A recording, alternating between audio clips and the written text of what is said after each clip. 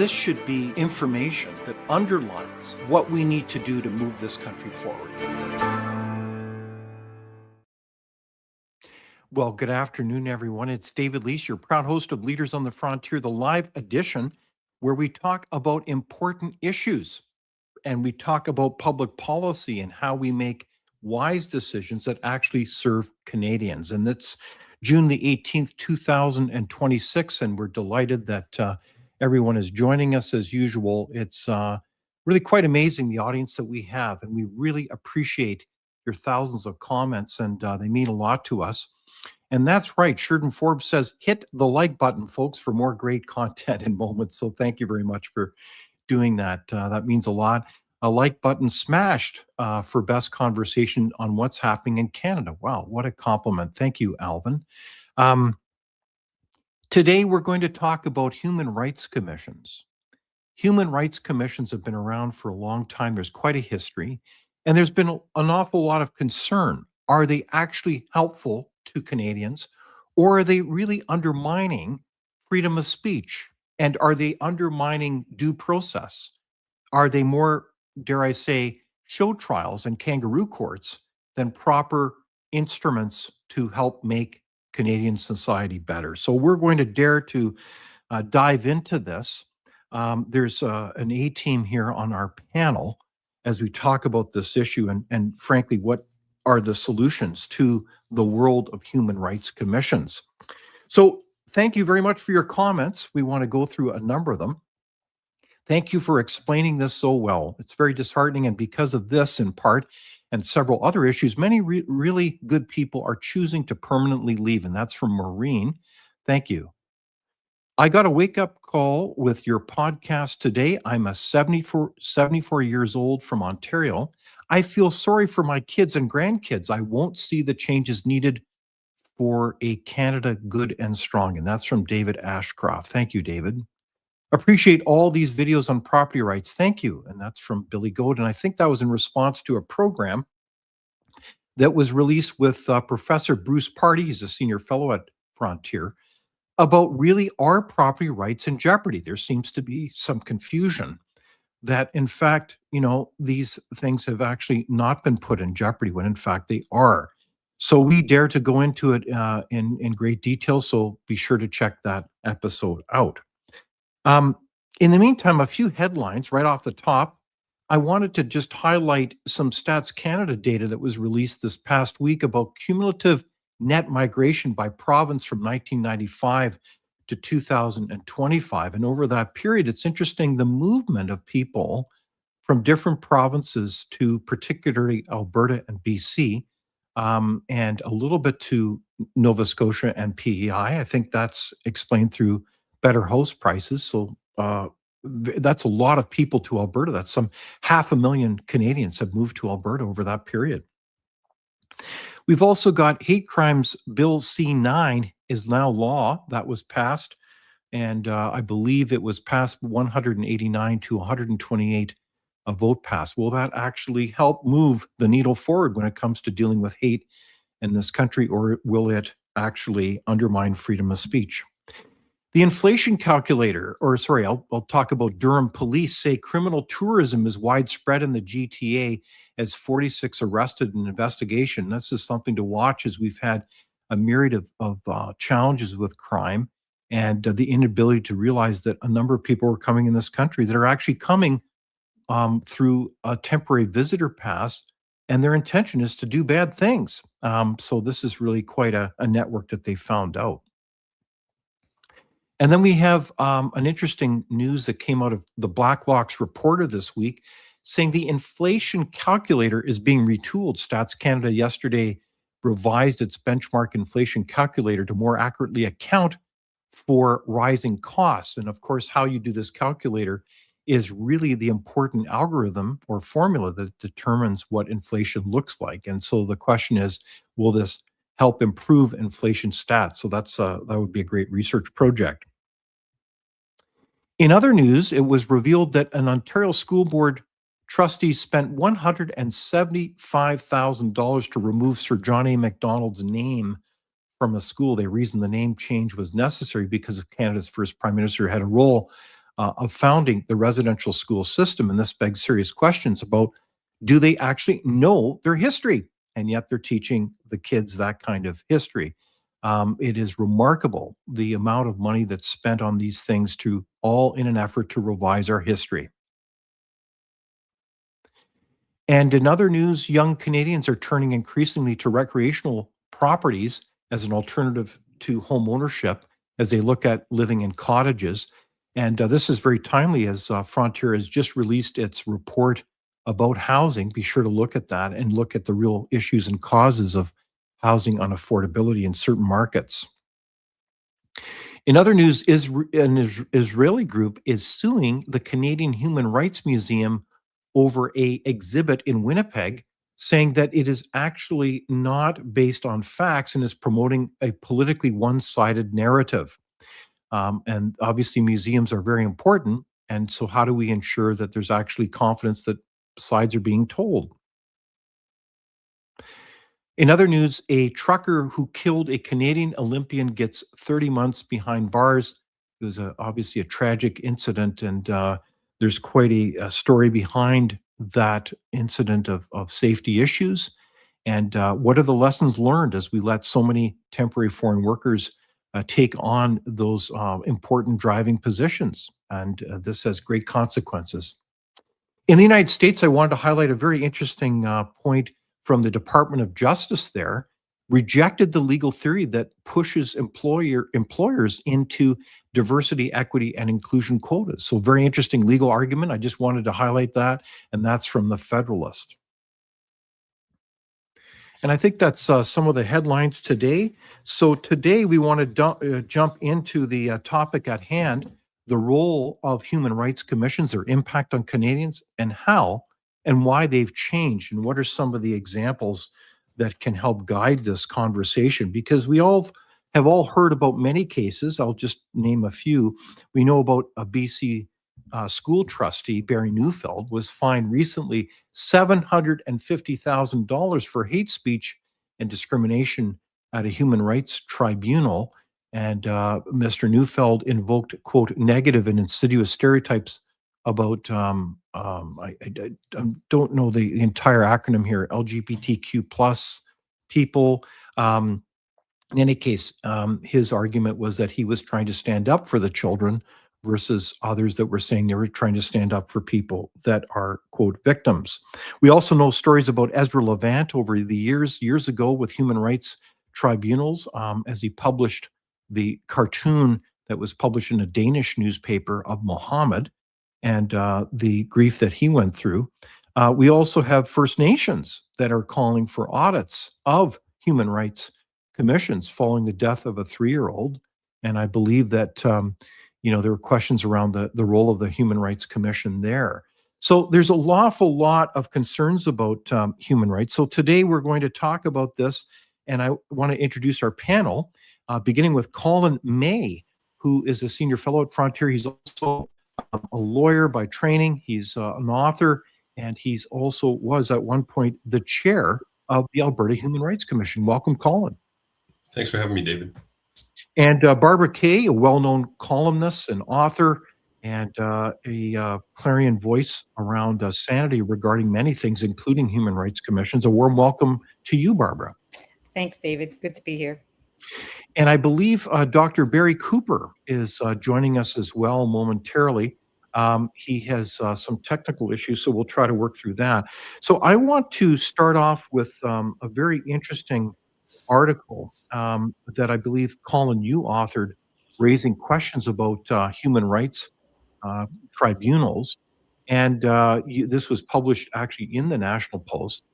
But can you tell us what your thesis is? Should we be getting rid of human rights commissions? Do they have any hope? Well, human rights commissions have changed considerably from their initial versions in the 1960s and 1970s.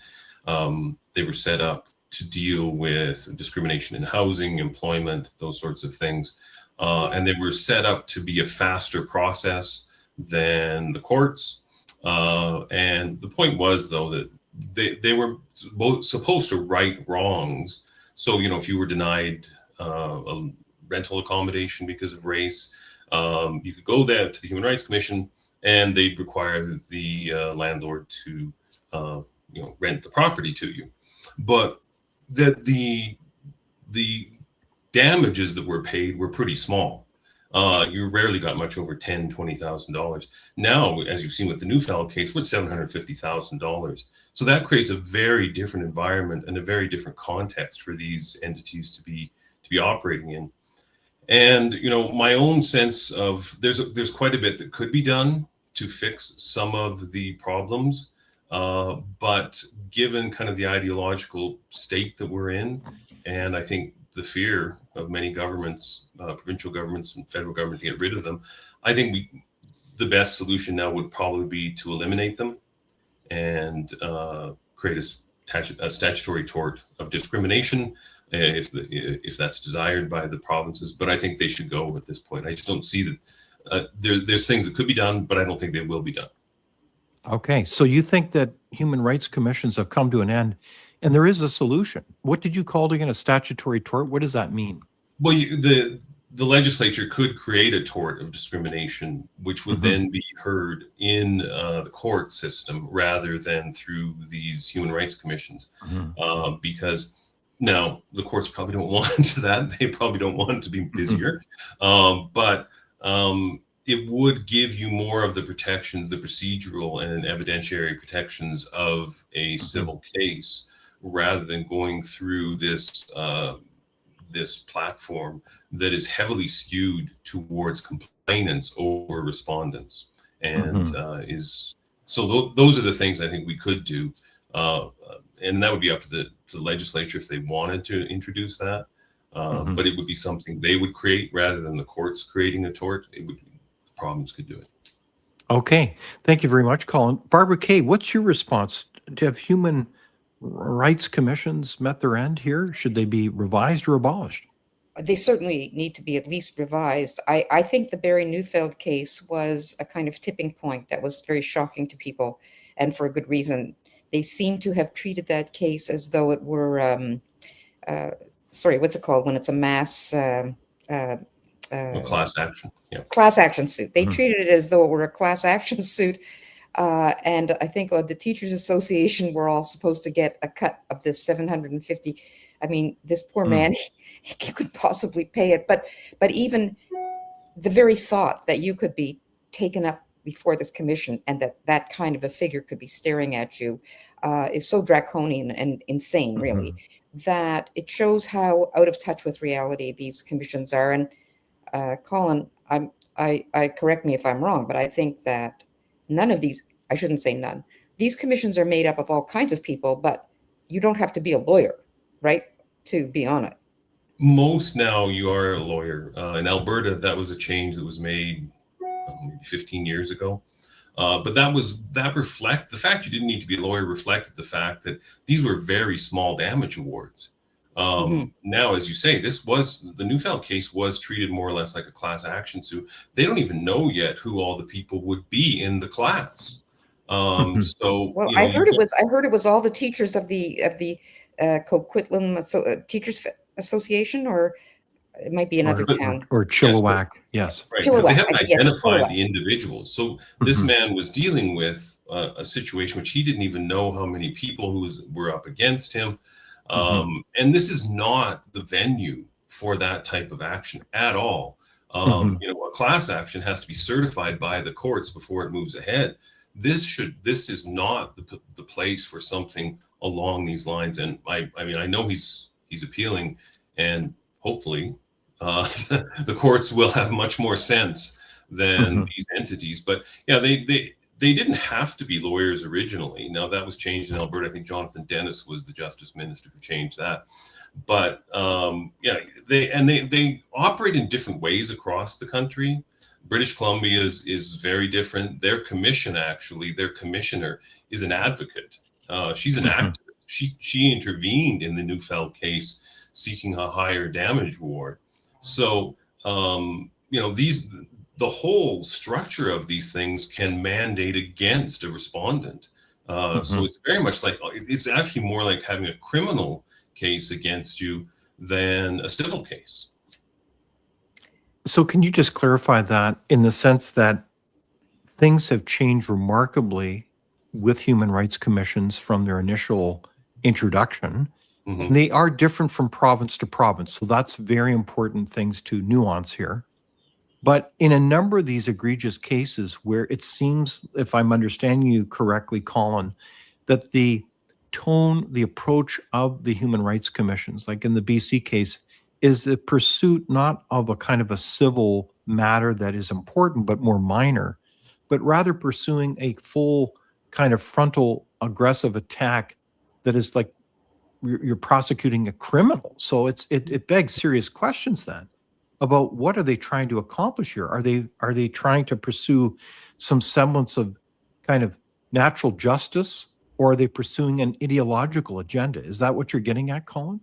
Oh yeah, it's ideological. Absolutely, this is not neutral justice. These things are set up in a way that makes it very easy for a complainant to make a complaint.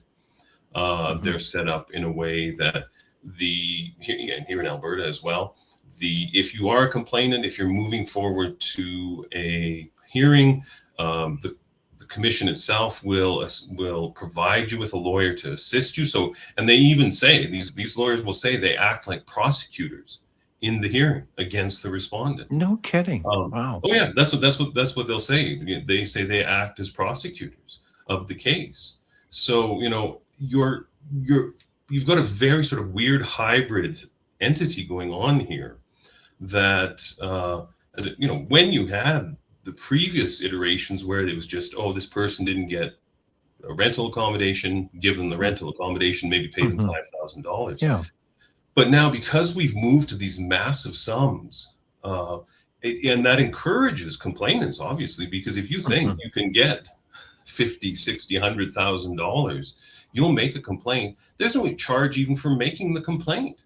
So you can make 20 complaints. You Yes, and can, this is this is a serious problem. Since I myself have been the target of a claim, so now I take it, a little more personally. But Mhm. the person who is filing this claim is somebody who has made a career out of targeting people, accusing them of misgendering. I'm going to say him. He's a biological male, and if on social media or whatever, his modus operandi is he's a vexation, what I would call a vexatious litigant. He is mentally not stable, and he has been involved in incidents and language that is really should make any Human Rights Commission think twice before they even. I mean, he should have been cut off. There should be a point where a person Mhm. should not be allowed. As Colin says, there's no cost to him, so he can file as many claims as he wants.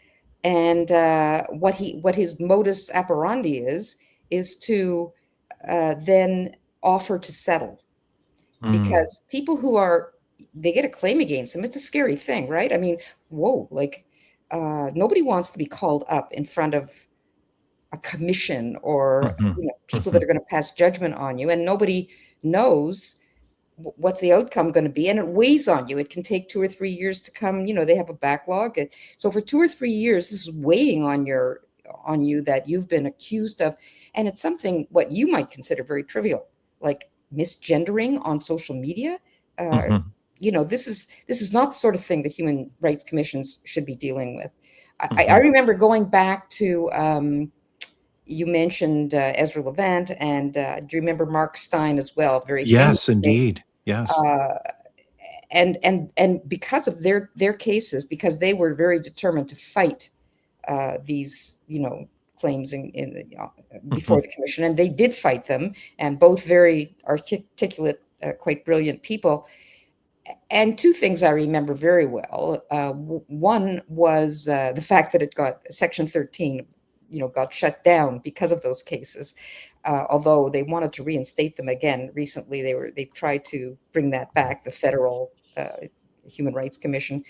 But I think a lot of people remember a Human Rights Commission person had a private conversation which was recorded with Ezra Levant, and maybe it was about the Mohammed thing, or maybe it was about something else he said. Mhm. And she said to him, "What was in your mind when you wrote or said this thing?"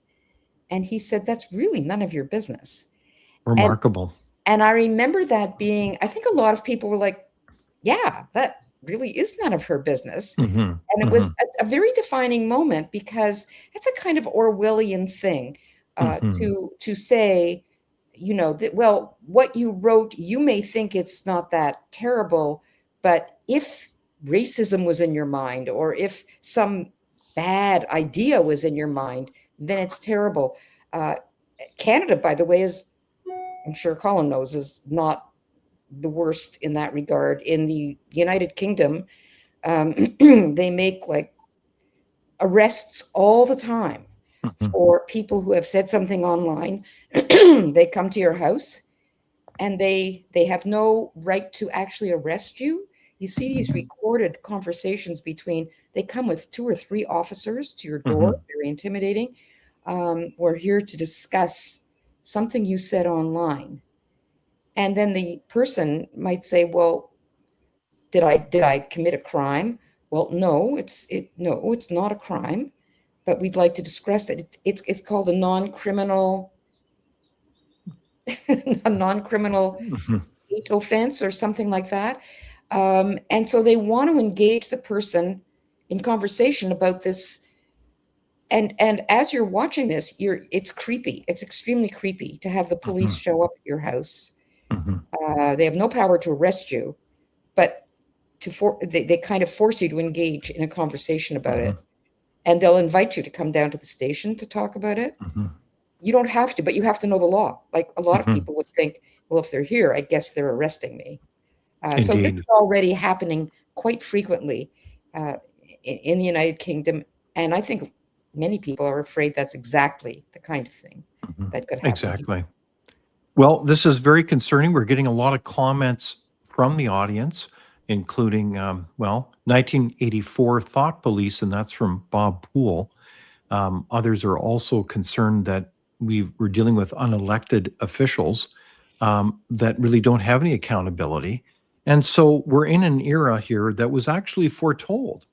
It's interesting. Dr. Barry Cooper did a paper analysis at Frontier back in October 2009, among others, calling out the emergence of basically human rights commissions as show trials, free speech and Canadian human rights commissions.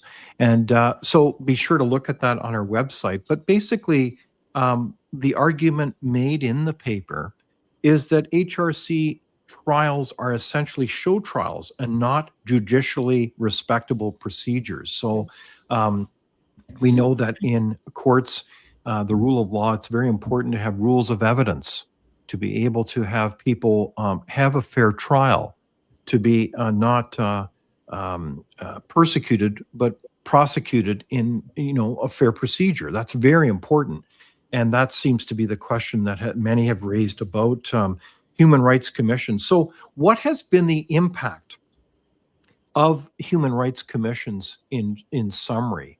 What are your observations, Colin, and then Barbara? I would say their impact has been and is increasingly now. It's making things more litigious. People who are, and I saw this, we saw this at the Human Rights Commission here in Alberta. You are getting communities that are actually using them. So if they're not happy with, somebody gets fired, they will make the complaint. They'll say that they were not, they were fired because of racism, or they'll Mhm. just say that they were fired because they'd gone to a doctor. They got a medical note saying that they were supposed to be off, and then they go into this whole thing about accommodation, which is a whole other area in human rights commissions, because around 80% of what they deal with is actually employment. Mhm. So, and it's not about discrimination per se, as based on race or gender, or, being LGBT or something like that. A lot of it's simply, somebody goes off to the doctor says you can't work. They say, I need accommodation. And then they will say that the employer didn't accommodate them. So you're actually doing a bunch of work that should be done by an employment tribunal. So that, Mhm. if we wanted to get back to what these things are meant to be doing, we'd have to push all of that over into more like an employment tribunal, like the UK does have that, and focus just on the things that Human Rights Commission should be working on. But what they've done is they've introduced this means for people to try to manipulate a system to get an advantage. And that's really a problem I'm having with, there was a recent case here in Alberta.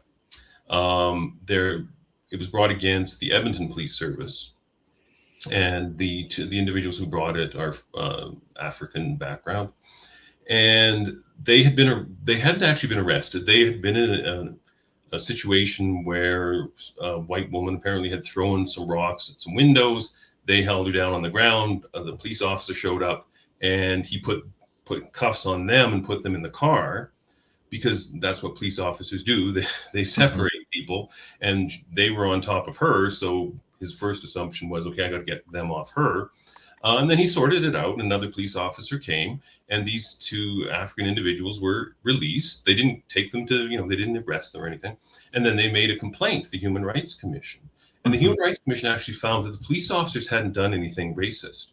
But because, based on expert evidence, which is people who make these sorts of arguments all the time, it was determined that the police force is systemically racist.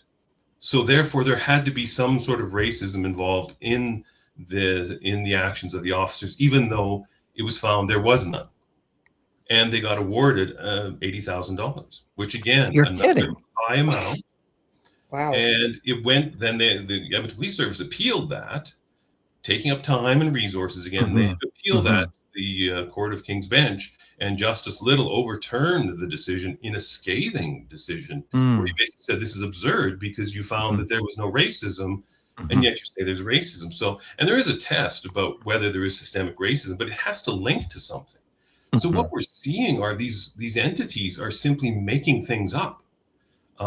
They are abetting these people who are making ridiculous claims. And as I say, there's no fee to even make a claim, which is Sorry, there's no fee to make a claim. No, meanwhile, you send it in, and then it's reviewed as, does it fit under the act? If it does, then they might move forward. And then there's a whole long process of conciliation with the other side. And then if that doesn't work, then it's reviewed by the director of the Human Rights Commission here in Alberta, and then it's decided whether it goes to a hearing. And if you lose on that, if the director says no, then you can appeal that. And it goes through this process. You can have a hearing, and then you may appeal that to the Court of King's Bench here. It's a very long process. It can be very expensive for respondents. And through this whole process, the complainant has now paid nothing. And if they lose at the hearing, they will still pay, most likely, no costs, as you would in a civil case, because you have to actually do something really egregious at a Human Rights Commission, usually, as a complainant, to get costs against you. Yeah. I mean, it seems to me that this is, it's an invitation to narcissists, because not only, as you say, no cost, but you're the star of the show it's all benefit, because the spotlight is on you. And there's no fee, there's no payment, there's no possible penalty. So it's not like in a defamation case where if you lose, you get all the costs, and you might even have to pay the person. There's something what boggles my mind is the people who dream up these commissions. Doesn't anybody ever say, knowing human nature, there's a possible, imposter syndrome thing that could happen here because it's so easy. It's like the honor system. And you really shouldn't have any kind of an honor system where public money is, being thrown around, and it's no skin off your back if the imposter is benefiting. There's something so wrong with the concept of it, and it does make you wonder, who are the experts who are thinking up these processes? There's something very wrong with the whole idea of it. Mhm. That's a great question, Barbara. Who's dreaming up the design of these commissions to basically provide incentives for special interest groups, whether that's groups or individuals, to be able to weaponize it to their agenda and to their benefit? It seems like in public policy, you've got concentrated benefits being realized, and the rest of us are paying for it in many direct and indirect ways. I can't imagine the cost of all this bureaucracy in this day and age, let alone the costs on, well, holding back and saying, you know what, I don't want to talk in Canadian society. I don't want to participate because I'm afraid that I'll be frivolously sued or taken to some crazy human rights commission. Collin, any insight on who are the designers behind this nonsense? Well, again, they just sort of took on a life of their own, because they are like, Human Rights Commission is an administrative tribunal. It's not connected to the judiciary. So all these issues about, and you can argue about the judiciary's independence, but that's a different issue. Administrative tribunals are set up by the executive branch. So cabinet, in this case, is the Minister of Justice, who will set these things up through legislation, and they'll give them certain powers. And of course, then the case law is developed through the courts, because usually what happens is there's the complaints, they go to a hearing at the tribunal, and then they get appealed, and then there's case law around how that works. But these entities are sort of take on a life of their own.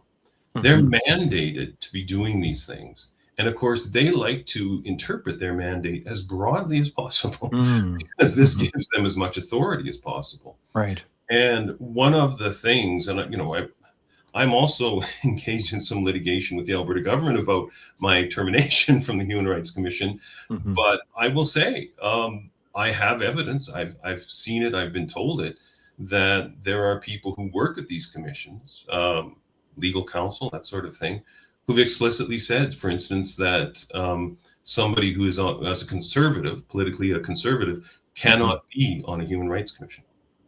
Pardon me? Why would that be, Collin? What would be the rationale? Conservatives don't believe in human rights. Okay. And I'm telling you that this, I don't know if that's a shock to you or not, but I have the evidence that people have said this at the Human Rights Commission. And of course, and actually, Collin's case, by the way, was what attracted.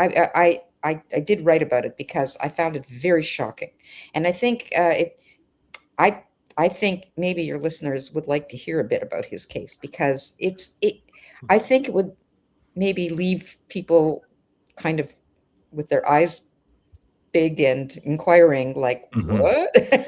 And I think it was one of the that case angered me so much. And it should anger every Canadian, because it's such a perfect example of the self-importance, the self-righteousness, and the total lack of ethical responsibility that is guiding a lot of their decisions, I assume. I think it might be good to have that example displayed.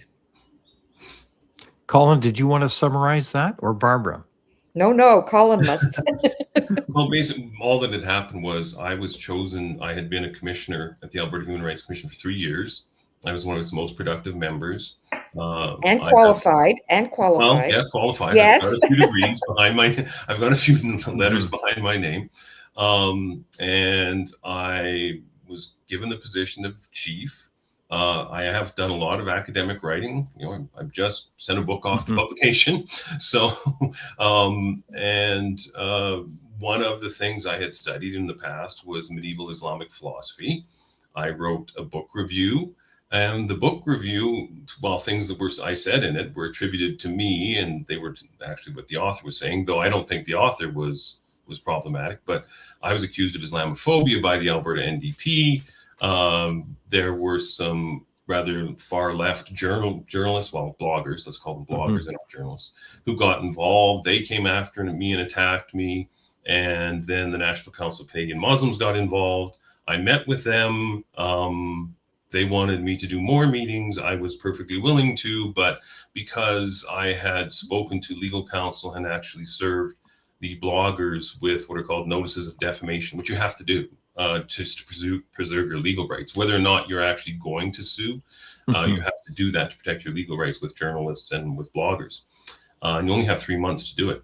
So we did that with the approval of the Deputy Minister of Justice. I met with him and talked to him about it. And the NCCM, the National Council of Canadian Muslims, didn't like that. They put out a public letter, and the minister, well, and the premier, let's be honest, there was certainly consultation there, fired me 2 months into the job. So it strikes me that that case underlines the kind of political nature that many human rights commissions have become. And I think this is where a lot of Canadians, I have not been able to find research on the level of trust within human rights commissions per se, but I certainly have seen many different analyses about the level of trust in different Canadian institutions. I think some 6 months ago, Blacklock's revealed an internal federal document showing that trust in federal institutions alone are at record low levels. And this is very concerning. So the rule of law, procedures, fairness, process do matter in this country. I mean, I think that Canadians are generally people that value a sense of fair play. And if you don't have that sense of confidence that fair play is going on, then people's trust in these institutions and our ability to work together in a high-functioning society is eroded. Is that a fair comment, Barbara? Absolutely. I think people are upset about, look, nobody wants two-tier justice, and we have two-tier justice. If you are of Indigenous descent and you commit an offense in the criminal code, you will get a different kind of judgment than if you're not Indigenous. And even if you never went to a residential school, it is considered that all Indigenous people have somehow, through epigenetics, have somehow inherited some kind of trauma because other people went to the residential schools. So this is, I think, both ridiculous and very unfair. And people resent it, and they should resent it. So we are in an unfair position. Bill C9 just passed. Indeed, a hate yes. bill that, on the one hand, it has some good provisions to, everybody's concerned about online harms to children, and it has provisions for that. And it has also some good provisions about free speech that isn't free speech, but is really harassment in terms of people protesting so robustly around, synagogues or churches or institutions and creating fear in people trying to go about their business. That is not bad. But then there's this other part, the C. Sorry, I just made a note to myself, so I just wanted to, the C34 part, and this Digital Safety Commission, which could be quite problematic because it's to preclude harmful content that incites violence and foments hatred, but everything to do with that, the logistics or how do you define that? Everything is going to be left up to a future Digital Safety Commission that we have no idea who's going to be on it or what powers they're going to have, or if they report to Parliament, or we really know very little about it. And that's part of that C9 thing. And we also have in charge of it a cabinet minister, Mark Miller, who is extremely enthusiastic, shall we say, supporter of quite draconian measures that a lot of people would have already seen evidence of, that would really cross lines of what is appropriate for any kind of a free speech law or hate law or any kind of speech law at all. So I think this is going to become more and more, we talk about misleading information being a crime, What does that mean? Misleading. Mark Miller himself said that people should go to jail for being residential school deniers. He was a big supporter of that idea. Fortunately, did not come to pass, but he was all for a bill that would put people in jail for residential school denialism. I would have been in the criminal code under that, so I have another personal stake in that. Likewise. On that issue too. Yeah. So I think it's going to become a much more heated debate, because everything's very vague, but the idea is to get as much information about people as possible. This digital commission, by the way, one of the things in all countries, this idea of protecting children by saying, no, you have to be 16 to be able to become a member, sign up for TikTok and Reddit and Instagram and all that. Well, that's all very well, but how do you prove you're 16? It means you have to start submitting ID documents and stuff. So basically, all people are affected by that. And this debate is happening in the UK, in Australia, in the US, in Canada, and each country has bills like this, legislation either in place now or coming into place, that are rousing fear in people who really worry about losing their freedoms. Indeed. So we got to kind of open our eyes here and connect the dots. There's a lot of activity, a flurry of laws that are complementary to the Human Rights Commission concerns that we're talking about today. So Barbara, you've mentioned so many of these laws. C9 was just adopted, the so-called hate law. And then there's a whole series of other ones that are behind it to regulate really everything in terms of both digital content, even looking at trying to regulate AI. And I think this is a worrisome trend that will greatly impact Canadians. And I guess the question is, how will it impact Canadians?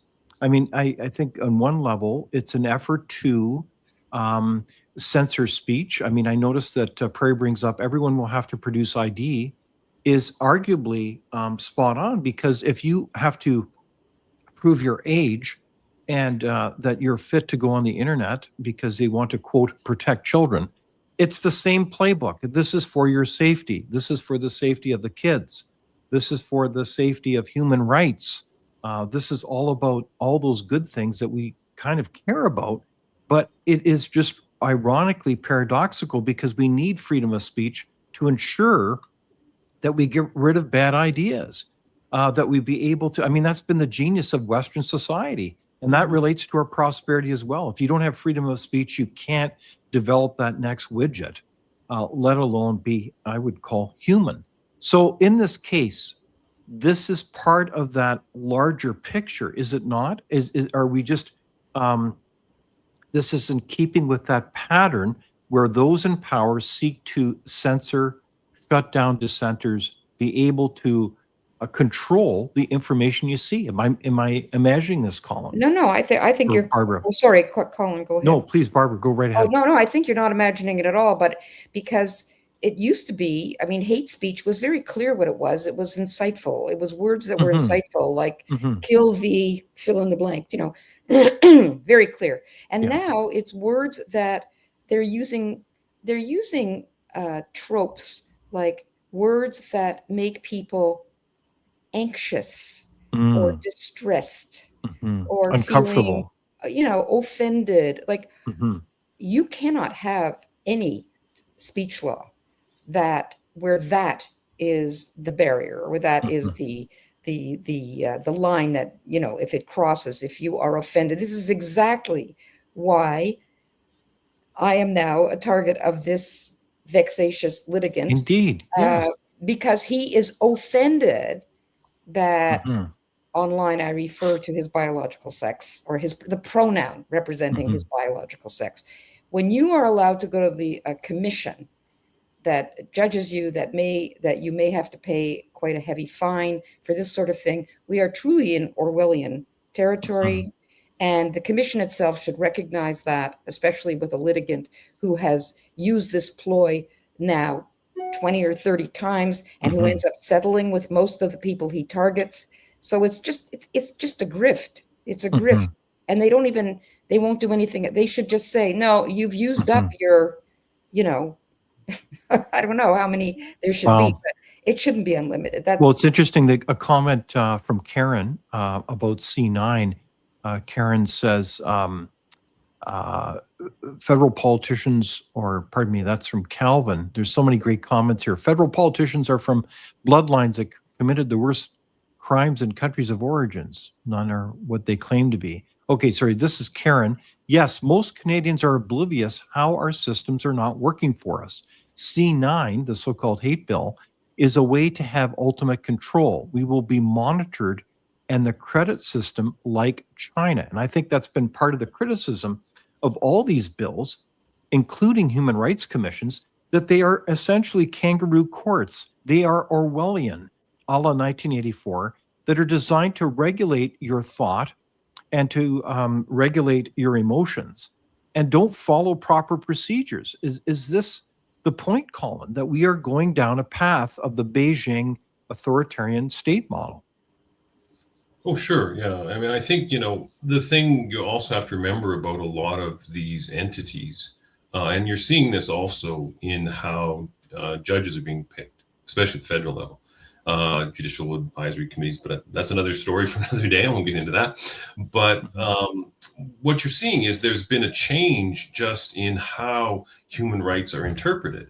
They've Mhm. gone from being individual rights, protection of individual rights, protection of individuals against discrimination, Mhm. to, as Barbara said, they under the sort of postmodern dispensation, they've now become activist entities that are out there to advance particular identities.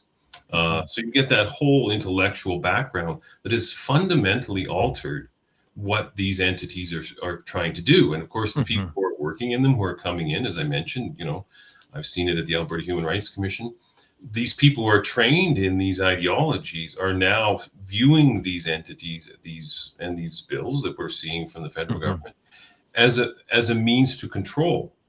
And of course, as Barbara said, hate speech. I mean, we've kind of made we've connected hate speech, or made it, given it an equivalency almost to free speech. Free speech is a fundamental right of Mhm. a liberal democracy. It's a fundamental human right, we Well, would argue. exactly. Well, that's how we used to think of it. But Mhm. hate is an aberration from that. It's not a Mhm. right. It doesn't have Mhm. the full force of a right. It's an Mhm. aberration that you want to get rid of. You want to protect the free speech, Mhm. not you're not as concerned about getting rid of the hate. You want to protect the free speech, the right. Mhm. But protection from hate, from offense, has become itself the right under the sort of postmodern Ah, dispensation. okay. So So, so you let's just slow down for a sec here, because there's so much you've said there, both of you. Is the law, again, is being put on its head. So we've shifted it away from individual rights to group rights. And we would also believe, I think paradoxically, this is what is this today? June the 19th. 18th. Pardon me, the 18th. So the 15th, June 15 was the anniversary of the Magna Carta. Back mhm. in, what was it, 1215, the signing of the Magna Carta under a bad king, King John, who didn't get the point that people were all had equal rights as individuals. And this is our legacy. We believed our rights were given from the divine, and every individual carried those rights. They were not from the state. Whereas we're going into a new brave world here, where we believe that somehow, or some do, that our rights come from the state. So that would explain all this bad law and the operation and the morphing of human rights, doesn't it?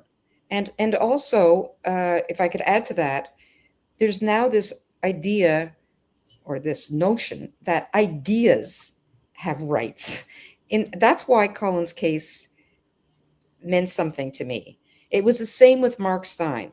In Mark Stein's case, he wrote a Maclean's column in which he referenced another writer who had said, as the Muslim population in Britain grows, we will see continuing failures of integration and whatever, blah, blah, blah, blah. Mhm. He quoted somebody else, but the human rights people that went after him, they called them the sock puppets, said that he was guilty of Islamophobia. Exactly the same thing happened to Collin, because in his review, he was talking about the ideas presented in the book, which were not even hateful at all of anything. They were Indeed. Yeah. simply, they were simply an objective appraisal of a situation.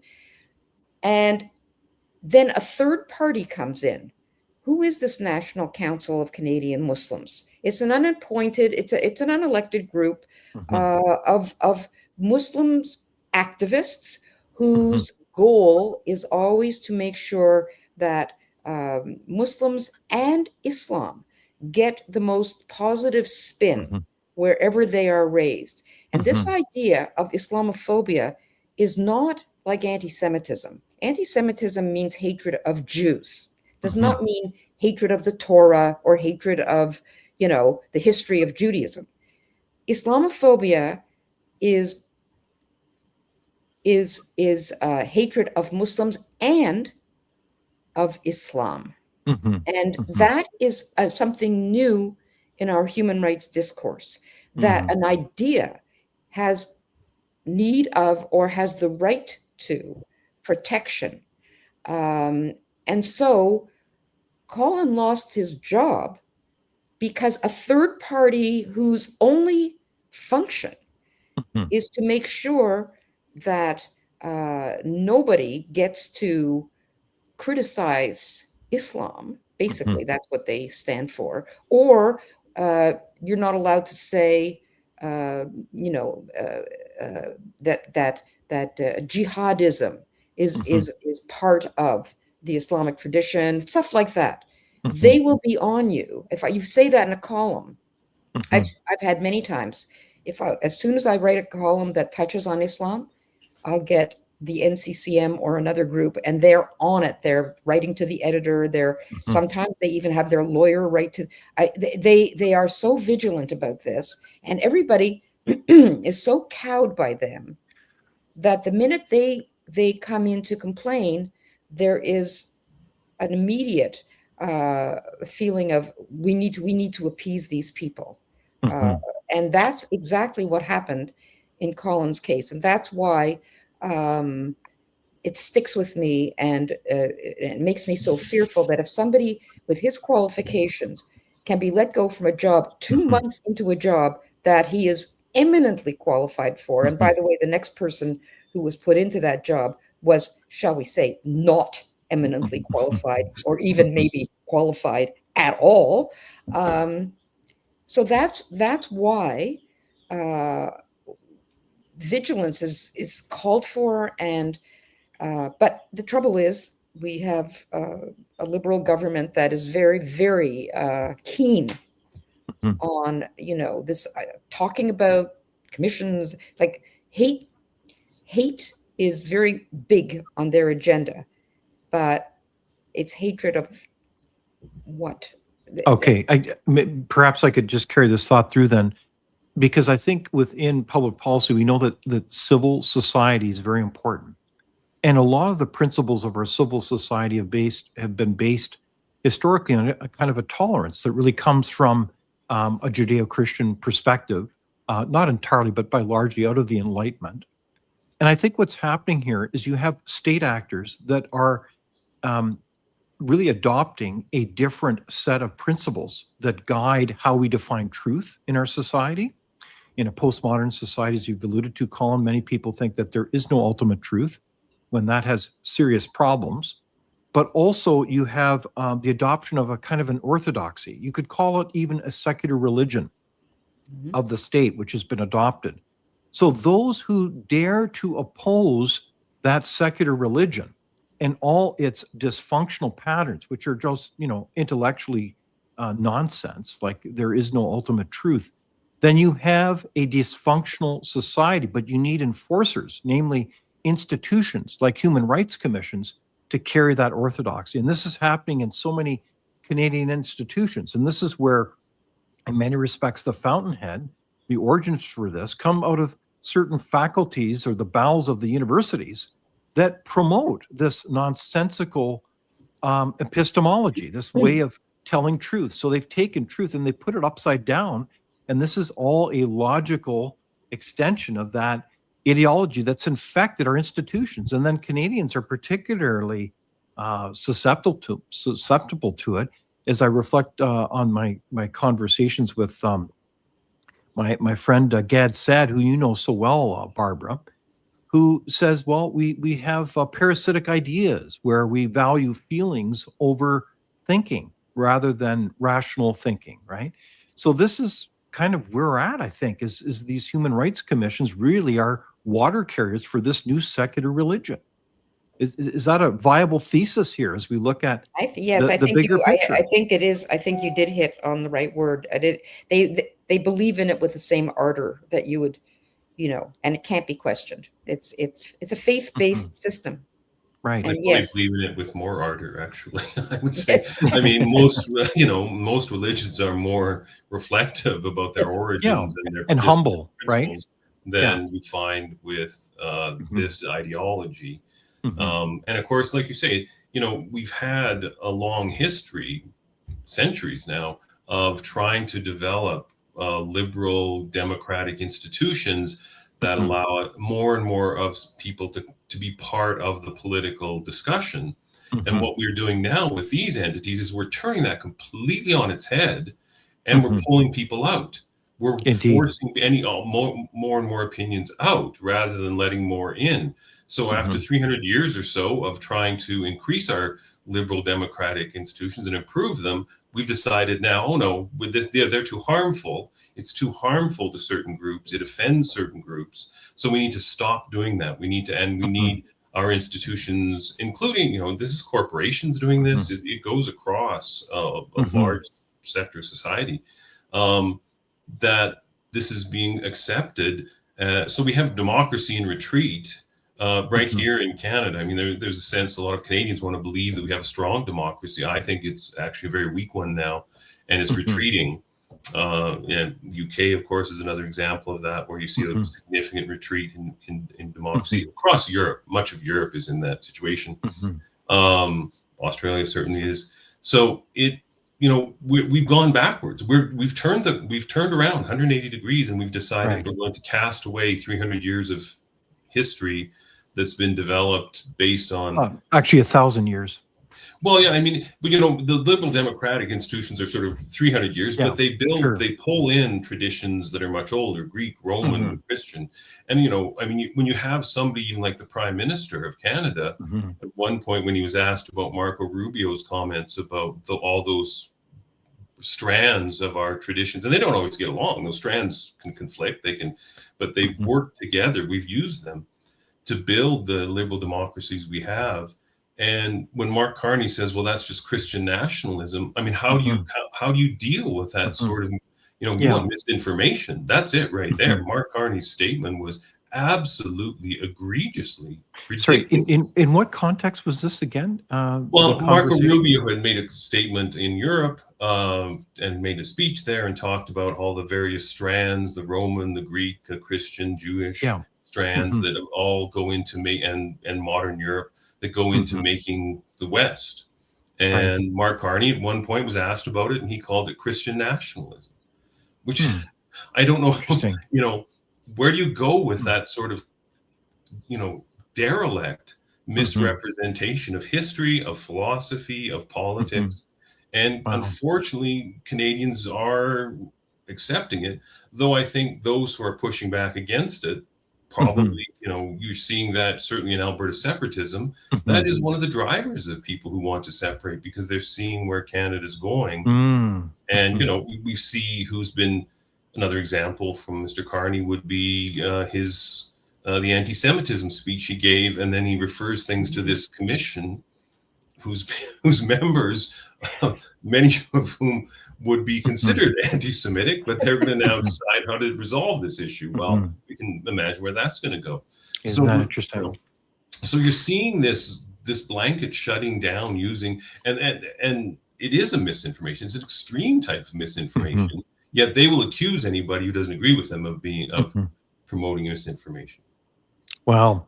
Well, this is certainly quite a conversation. We've covered a lot of ground here today. And I guess my question would be to summarize, what is the solution here? Where do we go from here? It's easy to critique the human rights commissions because they're doing, in many cases, have to look at very specific cases, but there's a lot of egregious cases that really beg the question, why are they there? Is it as simple as just getting rid of them now?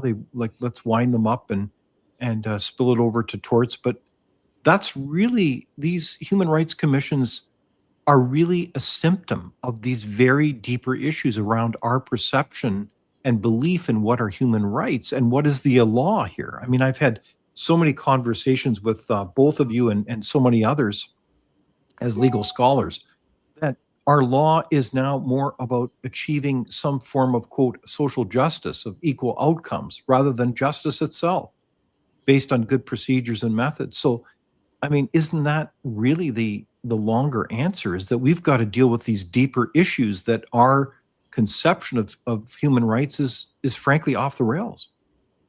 Yeah, but who is we? Who is we? I honestly feel I just saw a comment on the screen. It's not where we're going, it's where we are. And it is where we are. And it seems like this is where we will be for the next 5 years at least. So what is the solution then, Barbara? Is it citizens speaking up? Well, because ultimately the bedrock to any civil society in our Western tradition has been the ability of citizens to get it, to understand that our rights do not come from the state, and to be able to speak but I don't up think if they we are do. I silent. don't think they do, David. I think we are a fairly passive people. We do not get out screaming in the streets and say, freedom, freedom. I think the trucker convoy was the last time a significant group of people said, we're mad as hell and we're not going to take it anymore and we're coming to Ottawa. And they came to Ottawa and look what happened. The Emergency Act, and people got scared by it. I mean, their bank accounts were frozen. Right. And by the way, we could Mark celebrate. Carney called it an insurrection. Mark Carney called it an insurrection, which is a pretty strong word. But he didn't call any of the protests that are going on in Canada for the last 3 years and 4 years and encampments and any of that. None of those were insurrections. So it's if the protest is coming from conservatives, then there's panic and hysteria. If it's coming from approved identity groups, it's yes, we'll have to do something. So there's action at the edges. So this C9 is going to say, okay, they're going to have to stay 50 yards away from synagogues. Yay. But they're not enforcing the laws that are already on the books. And that's not Mark Carney's job. That's the police in various cities. But it shows you the mood. The mayors in the big cities, they have no appetite. They have no wish to set an example through the police of what they will tolerate and what they won't. Right. And so you've got real hatred in the streets. And people are talking about online harms and misleading and, misgendering people and settler violence by saying there were no children buried in graves in Kamloops. This is denialism. This is hatred. This is where we are. And where is the core group? It's in Alberta is basically where it is. The people.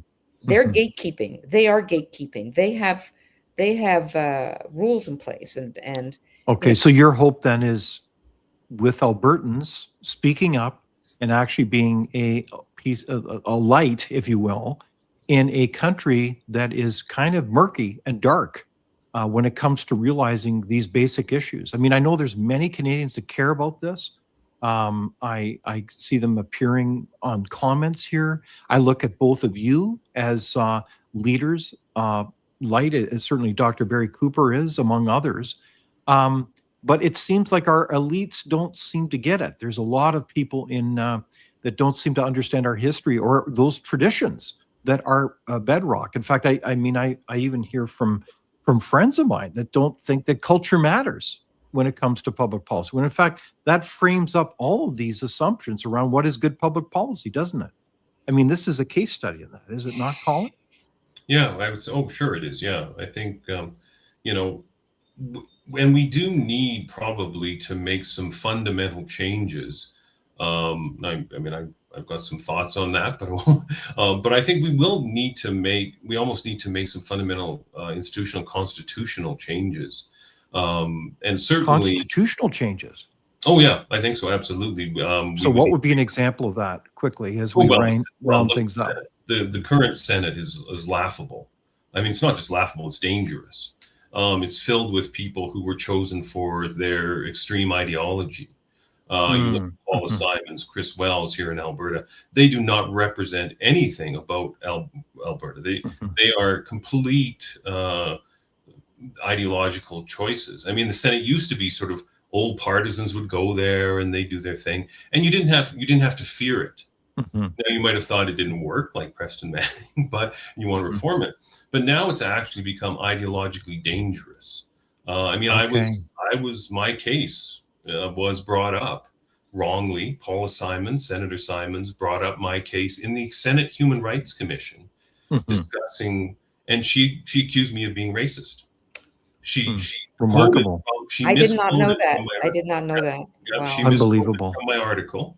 Wow. And then she went on and, so I think we will actually need to make fundamental changes to our constitutional structure, which could also mean in the provinces looking at ways, bringing in constitutions, even provincial constitutions that put things like free speech at the forefront again.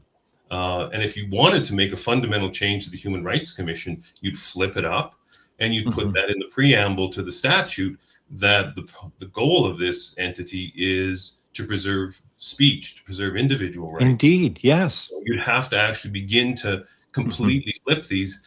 And unfortunately, I'm not really seeing, I mean, Alberta, we're busy with some other issues, but I think, there's a lot more that could be done. And I'm not sure even if the Alberta government always has the will for it. Okay, well, you've provided, I think, probably a very sensible, comprehensive solution. And it sounds like a lot of provinces have the power to really put that on the agenda. So let's hope that. What about you, Barbara? Any final thoughts about solutions? I'm buoyed up when I hear Colin talking about Alberta.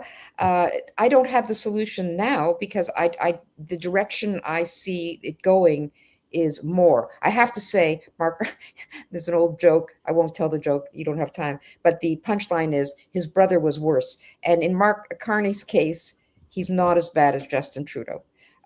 Justin Trudeau was gung-ho. He was ready to, I don't know where he was going to end up, but he wanted the book thrown at everybody, who wasn't of his, of his wonderful humankind level of compassion and wokeness. But anyways, I don't see the trend. The trend is not good. Carney is a little better than Trudeau, but not a whole lot better. And I don't like to end on a pessimistic note. I really don't. But I don't have practical advice to offer at the moment because there's no avenue. There's no avenue that I can see. And yes, there's many people, like people watching today, but they're scattered. They're scattered. There's no critical mass of people. Like in the United States, you have a Christian community that is a critical mass of grounded, they don't go with the woke wind. And so you've got a constituency that is humongous. We don't have that here. Or the ones that we have are all vote wasting because they're all in certain Western enclaves and their votes are wasted. Okay. So, well, we have comments from the audience. Hella Lex says, inform people, unite and do something. One of the things I do want to cite is that I've had certainly numerous conversations about this with other parties, including from the Justice Center, from John Carpe, among others from the Canadian Constitution of Freedoms, like Josh DeHaas. I mean, I think that they're monitoring this very carefully, but not just monitoring, They are acting and they are undertaking legal action to be able to deal with this. And I think that is, they've had some big wins. I think of, well, for example, the illegal use or the use of the Measures Act, both out of federal court and an appeals federal court. I know it's been appealed by, of course, the federal government, but I think the omens look pretty promising that that will be, I don't mean to jinx it, but I think that will be upheld. But we shall see. That would be my bet for the day, and maybe I'm wrong. But I think that those decisions, if you read them, which I have, they are stunning decisions because they gave me hope that the court is paying attention to the grievous acts that were done. And anyone paying attention would look at those facts and say, wow, what a misuse of power. So I think that there are some capable judges that are seeing this and that pattern. So we need to be able to, again, speak up as citizens. I think that's critical. And that's the, part of the purpose of this program. People shouldn't be afraid of their government. Government should be afraid of their people. Yeah, what a paradox. So look, this has been an incredible conversation with my friends Barbara Kay and Collin May. You guys are both heroes in my book and represent how you are moving the needle in your way. And I hope this conversation has also given heart to our whole audience, that the need is for people to pay attention, to inform themselves, but to realize that we can't take these rights and freedoms for granted. And so maybe it's time to put these human rights commissions out to pasture. Any final points of wisdom, Collin and Barbara? Well, my point of wisdom is not wisdom, but to thank you, David. If anyone's a hero, you're the hero for providing us with this opportunity to speak to people. And it's great that there are centers like the Frontier Center that maintain sanity and objectivity and, what we used to consider normal discourse, understanding of the nature of a healthy society. Thank you for that. Well, thank you very much, Barbara. That's very kind, and thanks to the Frontier Center and the whole team with MCA Media as well. It's a team effort. It's really amazing. So I want to thank our guests, Collin May and Barbara Kay, and of course MCA Media, producer Lorraine, and of our audience. And you can catch us every week on these channels and also on cable right across the country. So be sure to tune in and like it. And I want you to also realize that I have a special announcement that people should be aware of, an event that's coming up in September. As we talk about building this country, the theme is reclaiming the North as we talk about utility corridors for sovereignty and economic development across Canada's Arctic to Hudson's Bay. There's a lot of great participants, including Ron Evans, the former chief of Norway House in Cree Nation in Manitoba, as well as Lieutenant General Michel Maisonneuve, former chief of staff for the Canadian Armed Forces. And that's coming up on September 14, 15. So be sure to look at that and register. I think it's a great opportunity to talk about how we really move this country forward on so many ways. So on that note, be sure to join us next week on the same time, same place on Thursday, and have a great week. Here at Frontier, we don't receive any government funding. We are nonpartisan and we work for you. Find out more and support this important work by visiting fcpp.org today.